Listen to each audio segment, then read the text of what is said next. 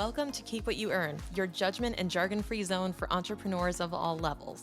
Get ready to learn how to scale your business, save money in taxes, and create a business that grows your wealth. If it feels like the financial side of business is like eating your vegetables, well, then think of this podcast as the ranch dressing to make the process a little more enjoyable. My name is Shannon Weinstein. I'm a CPA and business owner on a mission to simplify money and empower others through knowledge. I hope this episode inspires you to take action, but remember that the information we share is for educational purposes only and is not individual tax advice. Now that we got that out of the way, let's start the show.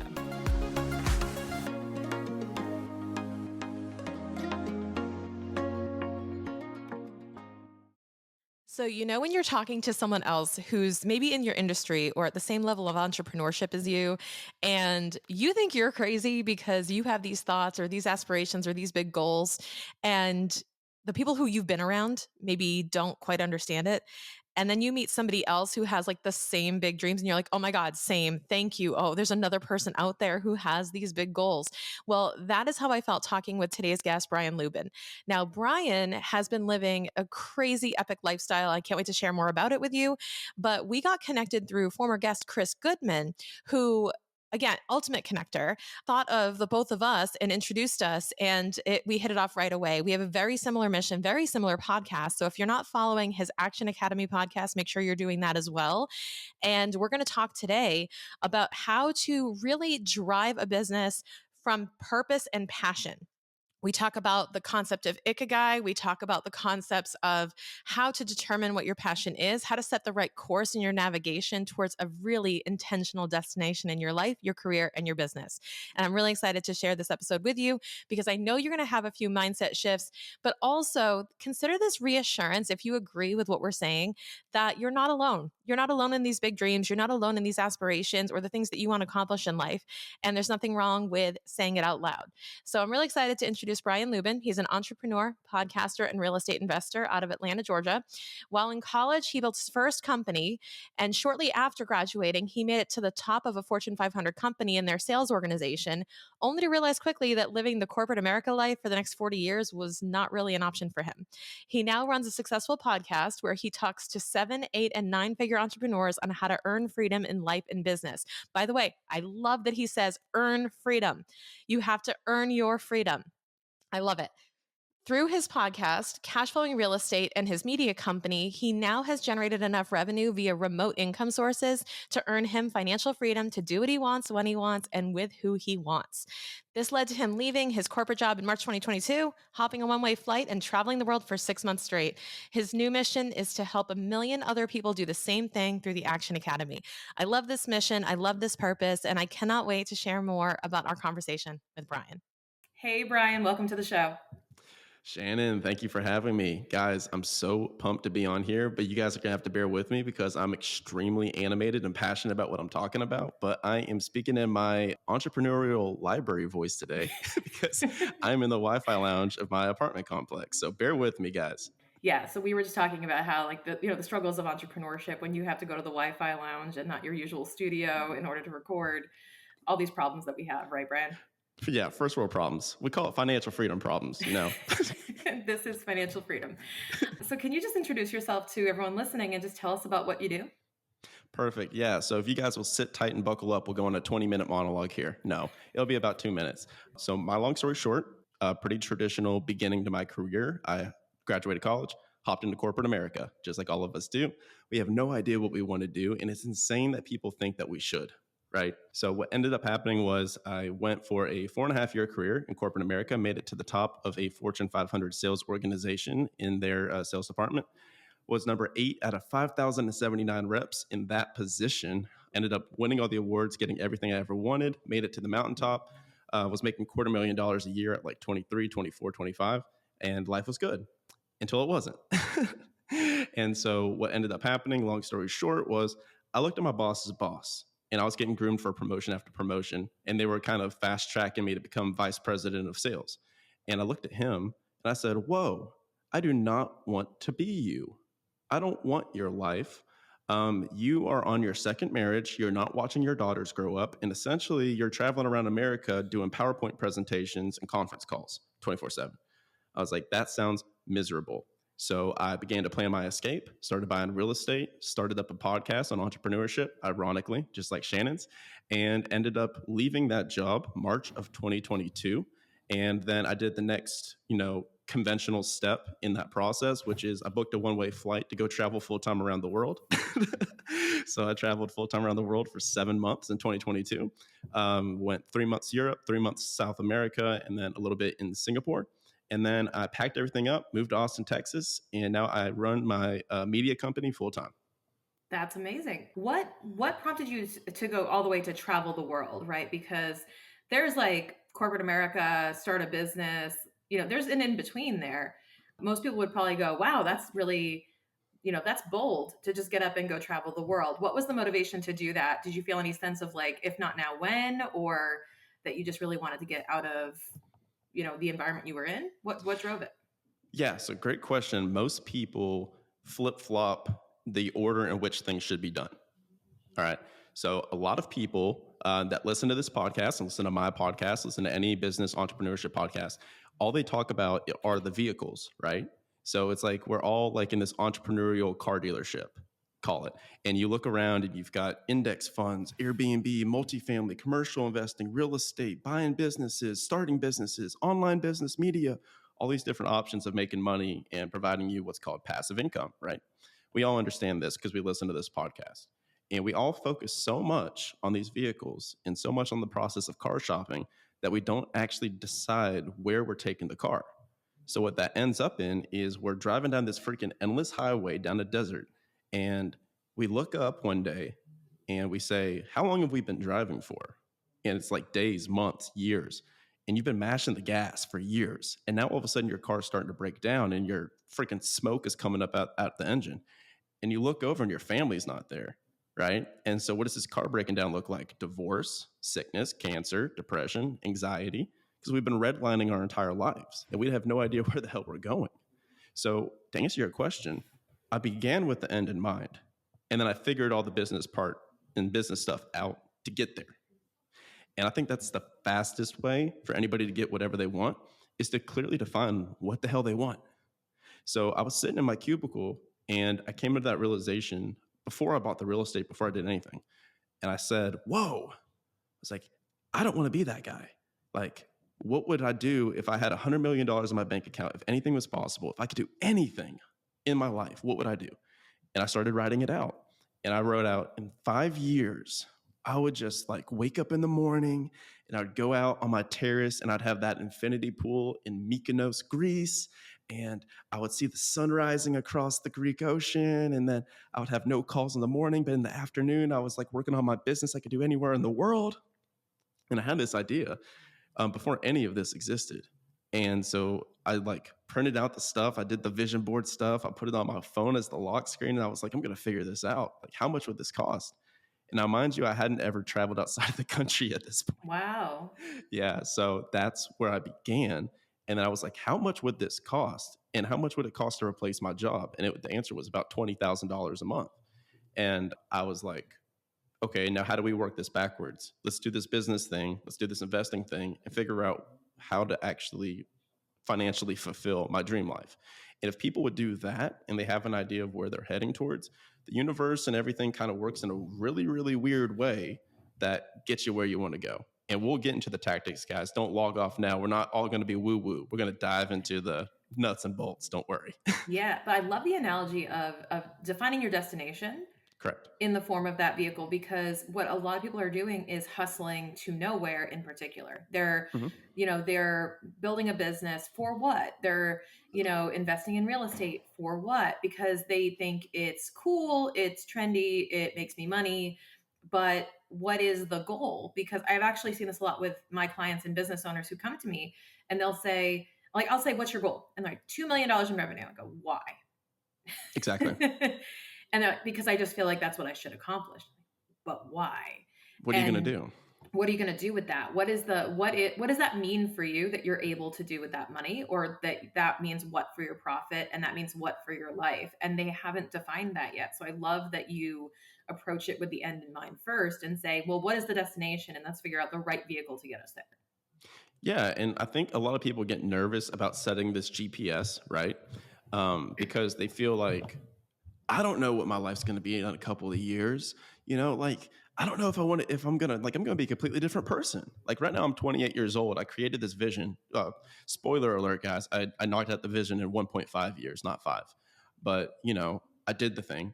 And me setting my next 3-year vision, I may have kids at that point. Things change. But it's cool to have a destination. You can always make pit stops along the way, but it's good to be aiming towards something, because what's important is for everyone that's in the audience listening, if you're in your W-2 job right now or you're beginning your business right now, it's better to have pull motivation as opposed to push motivation. So you want to run towards something, not away from something. If you have a lot of animosity and FU in your system, like, I hate my job, I hate my boss, I hate my life, I hate my body, I hate my spouse, and that's all you think about, I need to get away, I need to change, I need to escape, that reinforces what your current reality is.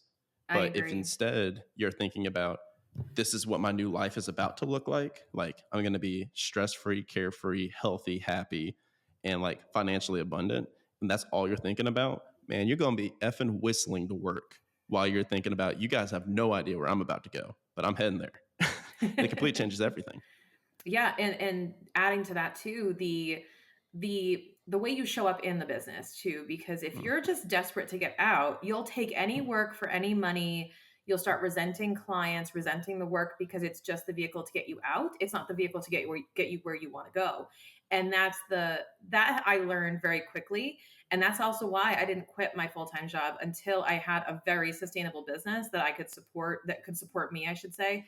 And that way, I was never taking clients that I wasn't in alignment with. I was never taking perfect. clients for the sake of the money, because I said, my mortgage is paid. I get to choose completely who I work with and what I do in this business, and to set the tone so that when I do cut that cord, now I have the right environment around me to build that business. That was so crucial. But I'm seeing so many people, again, motivated by the push as opposed to the pull.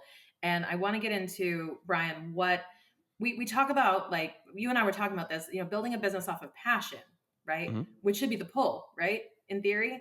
But how do you define building a business on passion and your advice around that? Because I'm hearing all this conflicting advice. And even I've always said, like, don't build a business on passion alone Passion because doesn't pay it's the not bills. sustainable. Yeah. Yeah, exactly.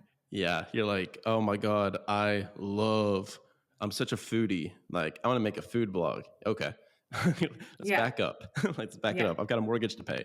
Um, so yeah, what's cool about all of this is, have you read 4 Hour Work Week? yes. Okay, so a lot of people that are listening to this podcast have read 4 Hour Work Week by Tim Ferriss. If you haven't, I recommend it. Gonna want to quit your job, travel around the world next week. Cool. So here's the kicker. We're 20 years past that book. We've been talking about passive income and financial freedom for a while now. And here's the reality of the situation. Anybody that's listening to this podcast, within 3 years, even if you're starting from zero, I think you can hit financial freedom from scratch in 3 years with the right team, right effort, right people, and right actions. And so you're not that far away from everything you've ever wanted. So what happens on the flip side of that, right? What happens when you have financial freedom, when your passive income does cover your bills, when you are out of that job? I could tell you what happens because I have that perspective. I did the thing. Like, I was in Mykonos for a month. I was in Greece for a month. And then I went to Barcelona. I went all around Europe. What happens after 3 weeks in Greece is you go to the beach, you take the pictures, you drink the sangria, you drink the wine, a couple espresso martinis because they're for the boys now. Okay. And 2 weeks, 3 weeks later, you're sunburnt and hungover. And you're saying, what do I do all day? You know, like, you have this void, because here's the irony and the giant catch 22 that nobody talks about. Winners win. And when a winner stops winning, they're not a winner anymore. And then when that happens, your identity completely disintegrates. And now you have no ego, no self-esteem. So the end destination for most people, what I believe personally, and what I talk about in my content all the time, is the goal is not retirement.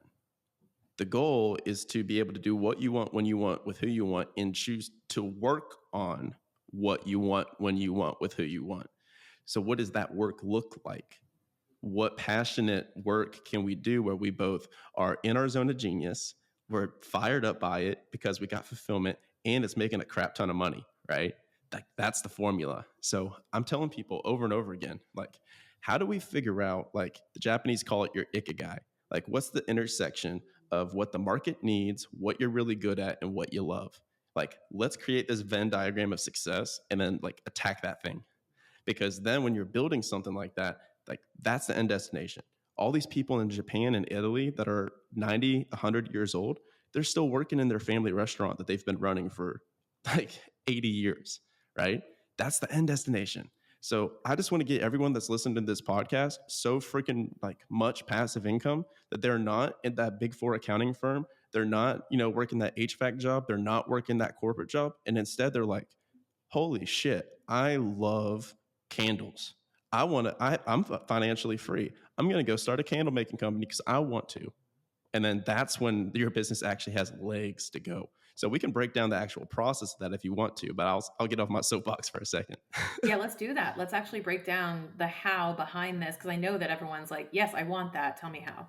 Well, for 20 easy payments and $9.99, like you'll be able to get it. No. Right. So here's the entire like 4-step framework in like 2 minutes. So I did this and it worked. And then I was like, okay, let's see if this works for other people. So I gave it to other people and it worked for them. So now we just tell it to everyone for free. And if you want to do it, it works. And I'm curious to see your perspective after I share it too, Shannon. So step 1, create your vision. Like we talked about, 3 years, anything's possible. You have all the money in the world. You haven't thought about money in 3 years. You could do what you want, when you want, with who you want. What does your life look like? Create your GPS. Set your GPS from the beginning. That's step 1. Step 2, we're going to figure out how much that dream costs. Okay. How much is that mortgage cost? How much does that vacation cost? How much is your life going to cost? And then at that point, we're going to create our financial foundation. The financial foundation is going to be all the stuff that's completely unsexy, like not fun. I did real estate. I was buying conventional like house hacks, primary residences, just one per year, and renting the other rooms out, called the co-living strategy. So we can get into real estate investing in a second. But that's just one vehicle. So either, buy a cash flowing business, invest in real estate, buy the Airbnbs, invest in the stock market, index funds. There's so many different vehicles. All I need you to do is just get your fixed expenses covered. All right. Because what happens is everyone tries to replace this $100,000, $200,000 of income through passive income. And that's very difficult to do. How do you replace a $250,000 job with passive, quote unquote, income? Like that's a lot of real estate. So just cover your fixed expenses. And then that's when you move to the next stage, which is after your fixed expenses are covered. For me, that was $4,000 a month in passive income. I went and I poured all my disposable income into coaching, courses, mastermind. So at that point, I was like, let me hire the people that have done the thing. Like, let me get mindset training and let me be in the rooms with people that have done the stuff. And so I paid a lot of money to be in a lot of groups and rooms with people that were doing massive things. And they're like, oh yeah, I'm making $5 million a year. I'm making $10 million a year. And it was normal for them. I was like, holy crap. Can you teach me how to do that? And they're like, yeah.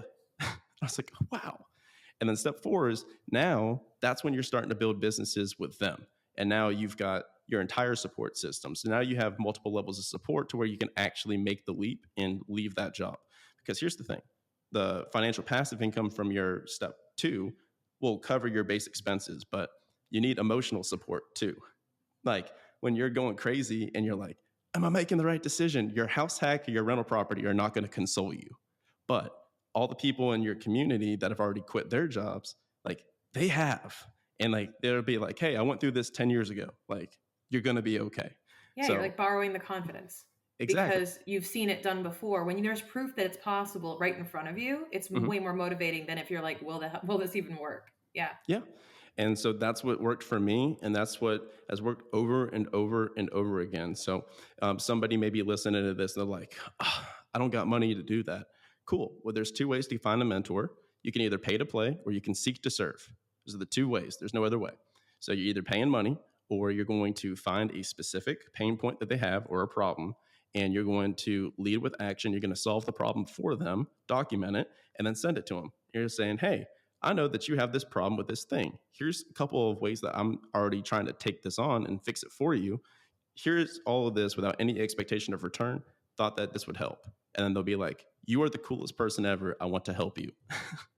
And over and over again, I've done both sides. And now I'm paying like $300,000 a year for coaching and different stuff now, but it's like I'm on the other end of the spectrum. So it's just what's more valuable to you in the beginning? Is it your time or your money?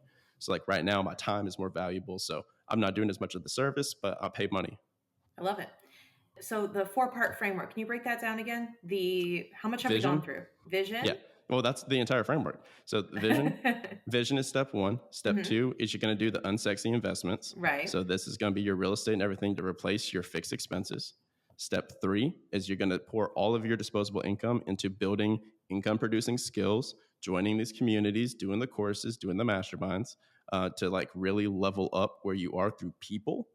That's really important. And then step four is now you're going to have your finances taken care of. Now you have your people and your community taken care of. And now you begin branching off businesses with partners and mentors and coaches that are like there to guide you together, as opposed to you just doing this thing and swinging for the fences by yourself. That's where most people fail. You mentioned that they could do this in how many, like 3 years, you said, right? Sure. Yeah. Yeah.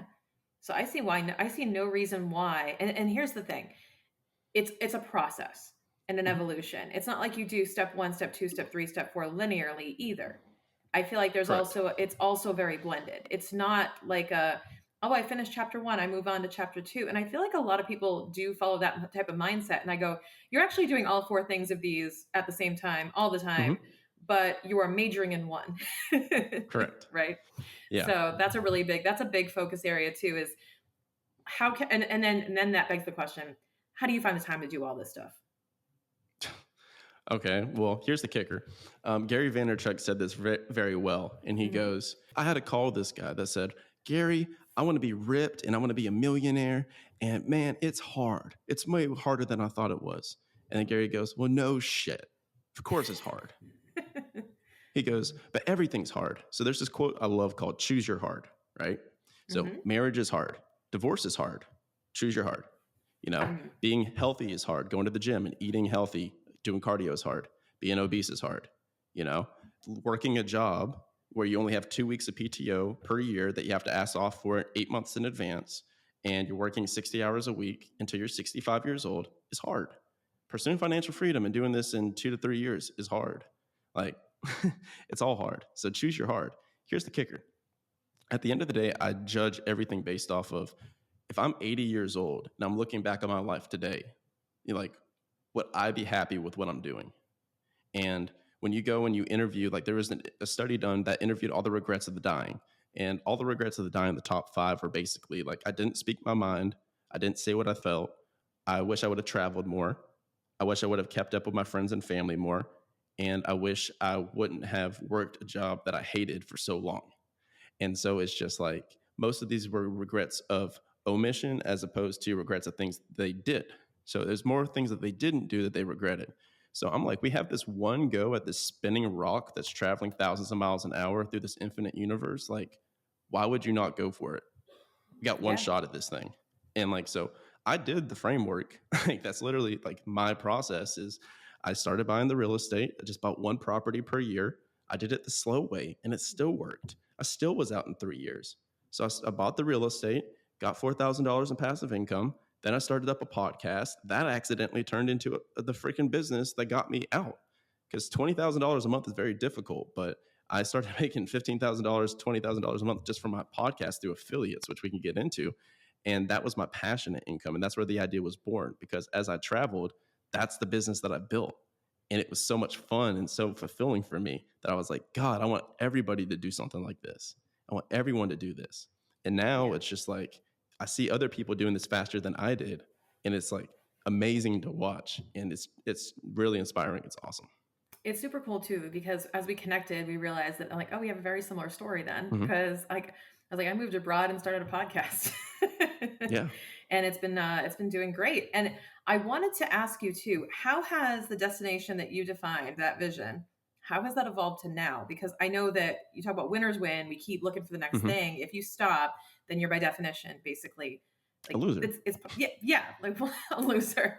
But what is the vision now? What was it back then? How did it evolve? And what is it now for you? Like, what journey are you currently on?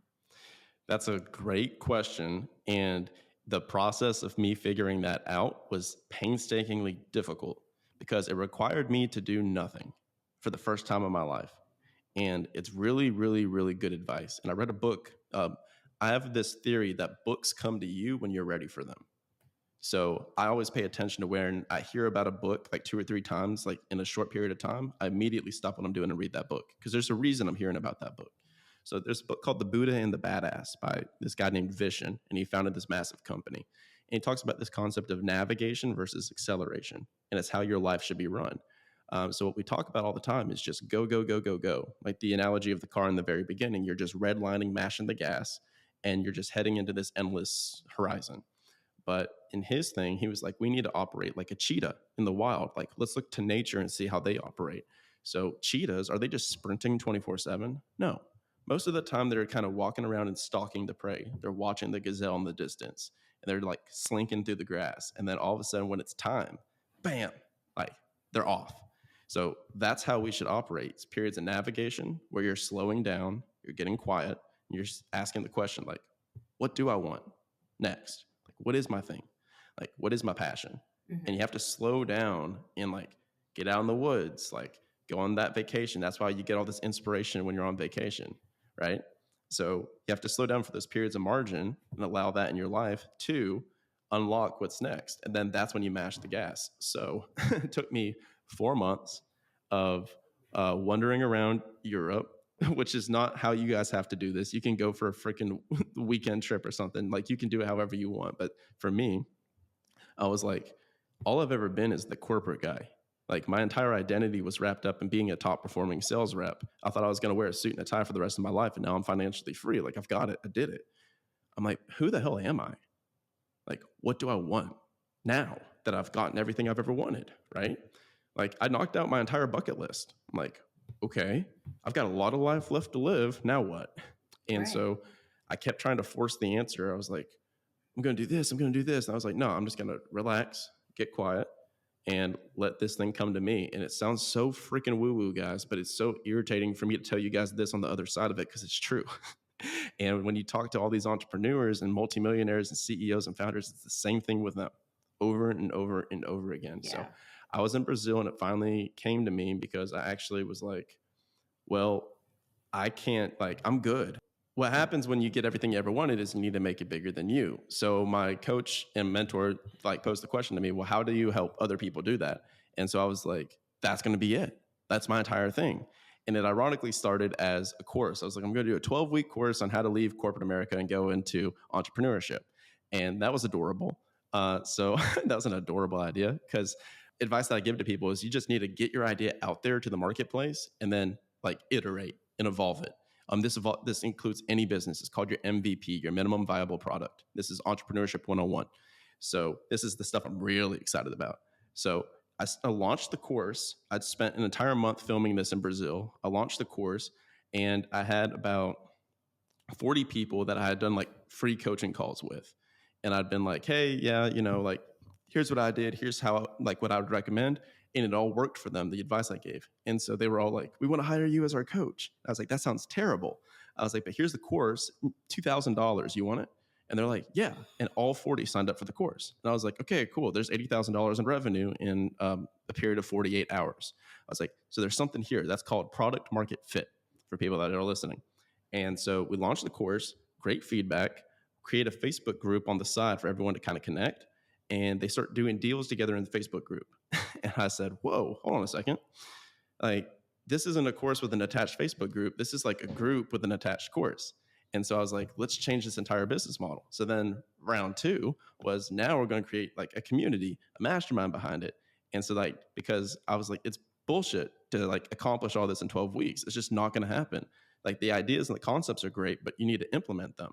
And that's going to take time. I was like, this is like a 12-month process to like not be one of those internet hucksters, right? So then we created the Action Academy community. And so that's what that became. And now we're at 132 members, $360,000 of recurring revenue, going up to $1 million company this year of ARR, annual recurring revenue. And it is on fire. It's the coolest thing ever. It's the best thing I've ever done. And it's like so much fun every single day to talk to people about that and have people in the group that are like actively moving and like they're doing deals together and they're holding each other accountable. So the point of the group is to have everybody be rowing in the same direction towards one common goal. And that is, I want to replace corporate with cash flow. So it's mostly people that have a couple of rental properties. They're already an intermediate investor and they're trying to get to the big strategies. They're like, how do I do like multifamily, Airbnb, like big self-storage deals? So that's been super fun. So you just have to make it bigger than you. That's the key. I love that. I can't help but recognize, right, that you came from a background in sales, for example. So Yeah. a lot of what you've been able to accomplish kind of makes sense when you trace it back to sort of your, well, we'll call it vocation, if you will, like the technical training that maybe you had or the experience. What do you think are some of the essential skills to invest in, as you talk about in your framework, some of the essential skills to invest in that may be universally useful? I think sales is one of them, but do you typically recommend that people learn these types of skills, and how has it served you in accomplishing your own mission? Perfect question. This leads perfectly into the $1 trillion Venn diagram of success. And that is not from me. That's from a guy named Dharmesh Shah, who founded HubSpot, which a lot of you guys are probably familiar with. So everything is built off of rare and valuable skills. All right. So think about this giant Venn diagram. We talked about Ikigai, which is the Japanese principle for like finding your purpose life. Yeah, like your perfect purpose in life. So now we're going to do another Venn diagram. And in this Venn diagram, you have these circles that both have rare and valuable skills. So Naval Ravikant talked about like what skills are most important. So it's actually been answered for me. And the answers right now in 2023 would be sales/persuasion, leadership, team building. So utilizing human capital as leverage. And the third is code. So like if you are good at convincing, content, and code. So if you can make content and influence people at scale, you can do sales or you can code, you will be off to the races. So what for people listening right now, like each one of you has at least one rare and valuable skill, whether that be maybe copywriting. Maybe you're a great copywriter. Maybe you come from a Big Four background and you're really good at reading financial documents and forecasting, and you're really good at business. Like you need to come up with whatever one major core competency that you have that's your natural zone of genius. And then you need to combine it with one other skill. That's all it takes. Because with one skill, you're maybe 1 in a million. But if you take another rare and valuable skill and you combine them together, you're 1 in a billion. So what this looks like is, say you have somebody that's great at sales. So you've got that. And then you've got another rare, valuable skill of like crypto. So like you're really, really well versed in cryptocurrencies. Then if you combine the two together, then it's kind of like a bear riding a unicycle, right? A unicycle is cool on its own. A bear is cool on its own. You put a bear in a unicycle, you're like, holy shit. Like this is the 1 in a billion. It's the same concept. So I would say, sales, persuasion, leading people, just communicating with people is a great one. So yeah, sales, marketing, code is a great one. Technology. There's so many different ways to skin the cat, but I think that at the end of the day, if you can just really figure out how to build something that people want, solve a problem that people have, and articulate it, you're off to the races. Like you can build anything off of that foundation. I totally agree. And then it's just a matter of making the choice on which one you want to pursue. Like, what would you like to do at that point? Yes, but the asterisk to that I would put is a lot of people try to build a solution for a problem that doesn't exist or it's not a priority, right? So they'll spend months and months and months or years building like this online course, building this product, building this service. And then they launch it and they think that this is going to be their get out of corporate free card, right? It doesn't work like that. Like you need to start with a problem and build the solution. So the best way to articulate and to define the problem, the easiest way is to speak to a problem that you have solved yourself. So if you speak to you 3 years ago, like Shannon does in this podcast, like I do with my podcast, and like me right now talking to you guys, I speak to me 3 years ago and I was like, what problems did I have? I was like, didn't have access to mentors, had no access to information, no access to capital. I was like, I had a bunch of limiting beliefs and mindset that I was like, well, a $10 million deal is obviously much more difficult than a $100,000 deal, but it's really not. It's kind of the same process. It's more zeros and commas. That's it. So it's just about removing these roadblocks that you faced yourself and then building the solution that you would want 3 years ago. That's the easiest way to do it. Another way I did it was I literally called 100 people and I did interviews with them. I had just like little 10-minute interviews, and it's called, customer surveys. Before this was launched, I said, hey, like, I'm thinking about doing a thing. Like, got a question for you. You've got this problem. Like, what are your main roadblocks that you're facing?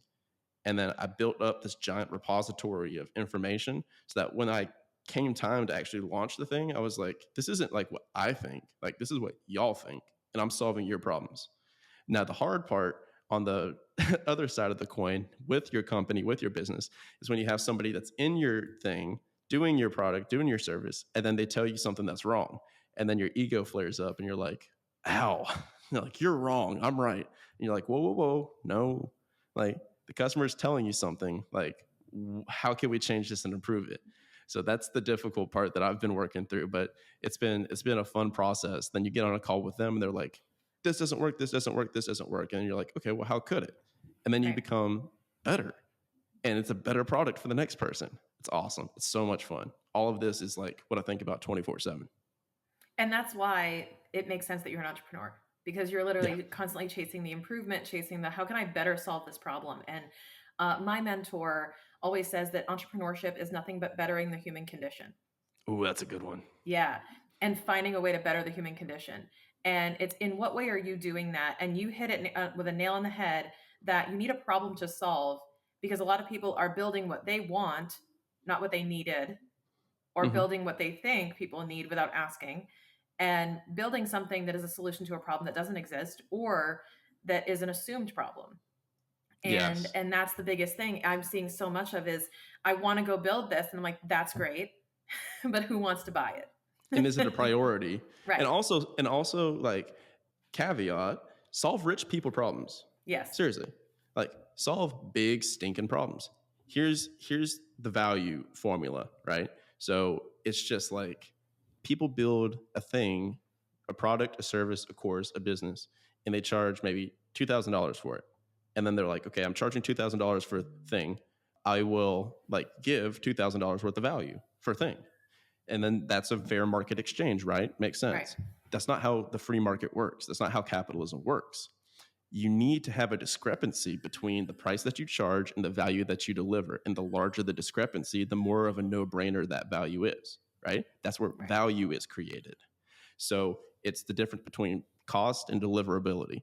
So it's like, if I'm charging $3,000 a year for the course, I was like, I need to generate at least $30,000 of value immediately, quantifiably, to be able to even have this be considered at like a base level.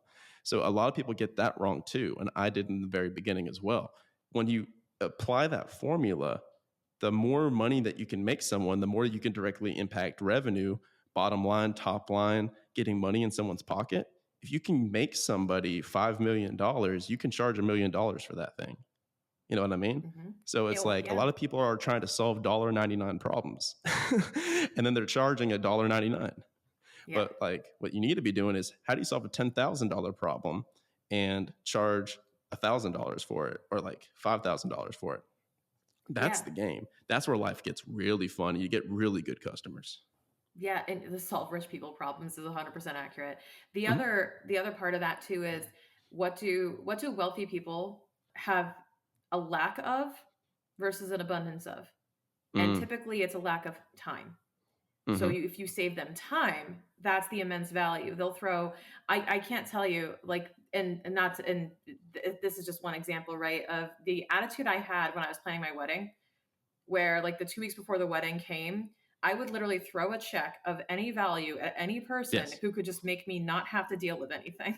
Like, I was in the zone of pain point to the nth degree, where I was like, how much can I pay you to make you not ask me any more questions? Like, how much can I pay you to make this problem go away? And that was like my first experience with, I really don't care how much I spend at this point. Like screw the budget, throw it out the window. Like, please make this stop. And I was like, well, this is how rich people feel. Like, like, how much can I do to make this problem go away? Are you familiar with Alex Hormozy? Very familiar. And a lot of what you've said aligns with what he says. Yes. Yeah. So when, like, he just did an episode on his podcast. You guys need to check out Alex's podcast. It's called The Game. So Alex did an episode yesterday on like how to build like a good education business. And it was exactly what I do, where the entire episode summarized in a sentence, which was, beware of anyone that sells you the secret in air quotes. Like go pay the people money that give everything away for free and sell the implementation. Yes. That's the secret. That's the secret to all of business. Go to the coach that does everything on YouTube for free, gives you all their best stuff. And then they're like, hey, here's the information. But if you want to actually implement it and execute it, like that's where the money, that's where the business is. Same with my podcast. I give everything away for free. And I'm like, but if you want to implement it and cold call the brokers, be held accountable, that's our thing. So he has what's called the value equation, which is exactly what you're talking about. So if you guys look at, it's like value, and then you've got like this line on the top of the line. There are two items. You have the dream outcome and the perceived likelihood of achievement. So for your business or service, it's like you need to really hone in on what is the customer trying to accomplish, that dream outcome, whether that be weight loss for a personal trainer, making money for someone that's selling like a real estate investing course. Or for me, I want to get people out of their jobs within 6 to 12 months. Like that's my jam, dream outcome. Perceived likelihood of achievement. What is the percent likelihood that you will actually get the thing like to the customer? How likely is it, looking at your business from like the outside in, that you'll actually help me here? Like we'll get it done. So you can increase that a couple of different ways. For me, I'm like, I did the thing. We're bringing in other coaches that did the thing. And like, here's a bunch of like guarantees, fail safes, and refund policies that will like prove that if we don't do the thing, like here's your money back. So you want to increase their dream outcome, increase the perceived likelihood of achievement. And then on the bottom of the line, it's a division equation. You have perceived effort.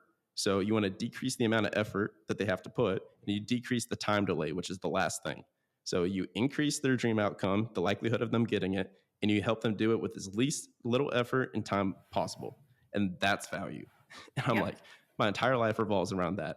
Like, how can I help people go faster, like, and get bigger stuff done faster, over and over and over again? Like, how do we improve? How do we iterate? How do we do this faster, over and over again? Amazon's great at this. I don't remember, I remember life before Prime. I ain't going back. Like, if they tell me I have to pay $1,000 a year, I'll pay it. Oh, I absolutely love it. So Brian, you mentioned delivering all the value for free and paying for the implementation. We're doing the exact same thing with our podcast, right? Like, guys, just so you know, you guys know this.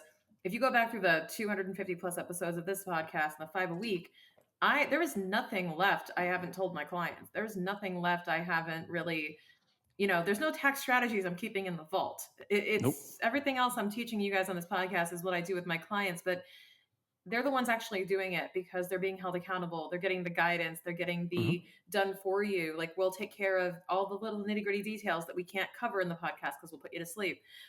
All of that type of stuff is what we do. And I love that that's the same approach as you. So Brian, you haven't even said the name of the podcast yet, I don't think. Can you drop the name and let people know where they can find it?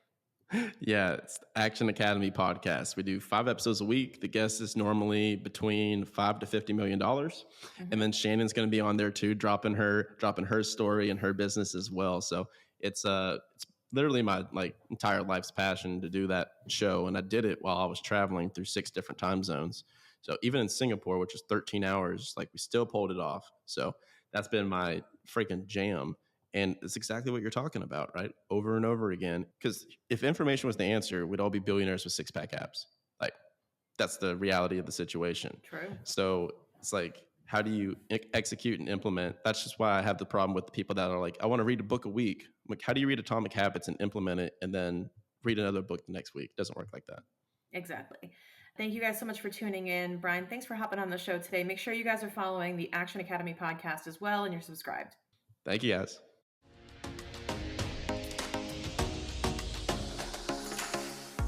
Hey there, are you looking for more tax and accounting help for your small business, but tired of the confusing jargon or feeling judged for your questions? This is exactly why we created a completely free Keep What You Earn community centered around this podcast. This community is a space to ask questions, hop on our monthly connection calls, and explore more information about our episodes and our guests. Click on the link in the show notes to join us in this month's call to chat with me and our other guest experts. See you there.